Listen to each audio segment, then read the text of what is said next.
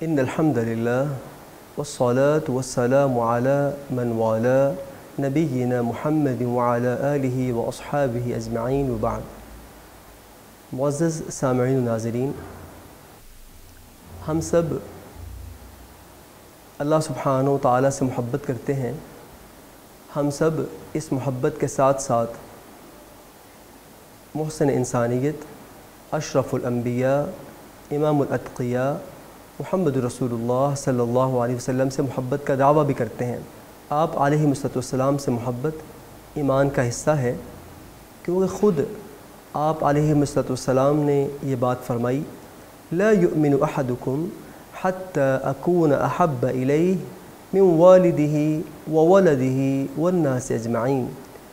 تم میں سے تب تک کوئی شخص مومن نہیں ہو سکتا، حتی اکون احب الیہ من والدہ وولدہ والناس اجمعین، جب تک وہ اپنے والدین سے زیادہ، اپنی اولاد سے زیادہ اور تمام کے تمام لوگوں سے زیادہ مجھ سے محبت نہیں کرتا، تب تک وہ مومن نہیں ہو سکتا۔ معزز ناظرین، یہاں پہ ایک سوال ہے کہ کیا صرف آپ صلی اللہ علیہ وسلم سے انسان محبت کا دعویٰ کر لے تو وہ کامیاب ہو جائے گا؟ ایک سوال ہے۔ ہمارے معاشرے میں ہر کلمہ گو شخص آپ صلی اللہ علیہ وسلم سے محبت کا دعویٰ کرتا ہے، کیونکہ یہ ایمان کا حصہ ہے، لیکن زندگی ساری کی ساری آپ علیہ السلام سے کے طریقے سے خالی نظر آتی ہے۔ تو سوال یہ ہے کہ ایک انسان کی زندگی اللہ کے نبی کے طریقے کے منافی ہے یا طریقے کے مخالف ہے، لیکن وہ آپ علیہ السلام سے محبت کا دعویٰ کرتا ہے، تو کیا یہ شخص کامیاب ہوگا؟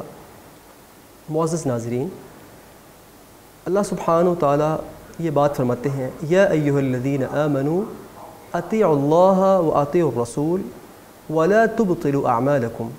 اے ایمان والو، اللہ کی اطاعت کرو، واطیعوا الرسول، اور اس کے رسول صلی اللہ علیہ وسلم کی اتباع کرو، ولا تبطلوا اعمالکم، اپنے اعمال کو ضائع مت کرو، اپنے اعمال کو باطل مت کرو۔ معزز ناظرین، جب اللہ سبحانہ و تعالیٰ نے خود یہ بات کہہ دی کہ اطاعت اللہ کی اور اتباع رسول اللہ صلی اللہ علیہ وسلم کی، اگر یہ چیزیں نہیں ہوں گی تو عمل باطل ہو جائیں گے۔ محترم ناظرین، یہ محبت، یہ ذوق، یہ شوق صحابہ کرام کے اندر بہت زیادہ موجود تھا۔ 3 صحابہ کرام جو بڑے بڑے نام ہیں، وہ رسول اللہ صلی اللہ علیہ وسلم کے گھر گئے۔ ان میں سے سیدنا علی رضی اللہ تعالیٰ عنہ، سیدنا عبداللہ بن عمر رضی اللہ عنہ، اور سیدنا عثمان بن مظعون رضی اللہ عنہ، یہ تینوں شخصیات بڑی بڑی شخصیات ہیں۔ آپ کے گھر گئے، امہات میں سے کسی سے سوال کیا کہ ہمیں رسول اللہ صلی اللہ علیہ وسلم کی عبادات کے بارے میں بتلائیے۔ آپ کو بتایا گیا کہ آپ کی رات اس طرح ہے، دن تو صحابہ کرام آپ کا دیکھا کرتے تھے۔ اب ان تینوں صحابہ کرام نے وہاں بیٹھ کے ایک تہیہ کیا۔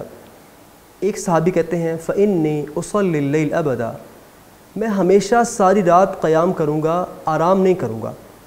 دوسرے صحابی یہ کہتے ہیں انا اصوم الدہر ولا افطر، میں ہمیشہ روزہ رکھوں گا، کبھی بھی روزہ چھوڑوں گا نہیں، روزانہ روزہ کبھی بھی چھوڑوں گا نہیں۔ تیسرے صحابی کہتے ہیں انا اعتزل النساء فلا اتزوج ابدا، میں کبھی بھی شادی نہیں کروں گا، میں عورتوں سے الگ رہوں گا۔ محترم ناظرین، اب ان کا مقصد یہ تھا کہ ہم نیکی کریں۔ جب پہلے صحابی نے کہا کہ میں ہمیشہ روزہ رکھوں گا، اس کا مقصد یہ تھا کہ میں اس نیکی کو اختیار کروں۔ دوسرے صحابی نے کہا میں ہمیشہ رات کا قیام کروں گا، آرام نہیں کروں گا، بہت اچھی نیت ہے۔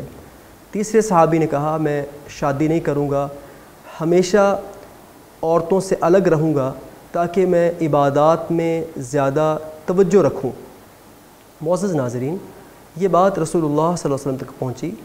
آپ نے اس بات کو یک بارگی ان تینوں صحابہ کرام کے عمل کو یک بارگی آپ نے رد کر دیا، یعنی صرف روزہ رکھنا نہ چھوڑنا، ساری رات عبادت کرنا، آرام نہ کرنا، نکاح نہ کرنا، آپ نے اس بات کو رد کر دیا۔ کیونکہ یہ طریقہ رسول اللہ صلی اللہ علیہ وسلم کے طریقے کے منافی ہے۔ آپ نے یہ بات فرمائی کہ میں روزہ رکھتا بھی ہوں، روزہ چھوڑتا بھی ہوں، میں آرام بھی کرتا ہوں اور نوافل رات کو پڑھتا بھی ہوں، اور میں نے نکاح بھی کر رکھے ہیں۔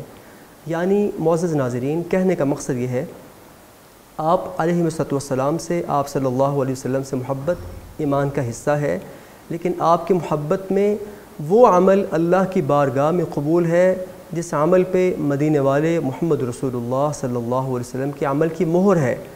اگر آپ کا عمل اس پہ نہیں ہے، آپ کے عمل کی مہر اس پہ نہیں ہے، وہ عمل چاہے جتنا مرضی اچھا ہو، وہ عمل نبی علیہ السلام کی محبت میں کیا گیا ہو، آپ کا نام لے کے کیا گیا ہو، آپ کا طریقہ بتا کے کیا گیا ہو، لیکن وہ عمل اگر نبی علیہ السلام کا نہیں ہے تو وہ عمل نہ نبی علیہ السلام کے ہاں قابل قبول ہے اور نہ ہی اللہ سبحانہ و تعالیٰ کے ہاں قابل قبول ہوگا۔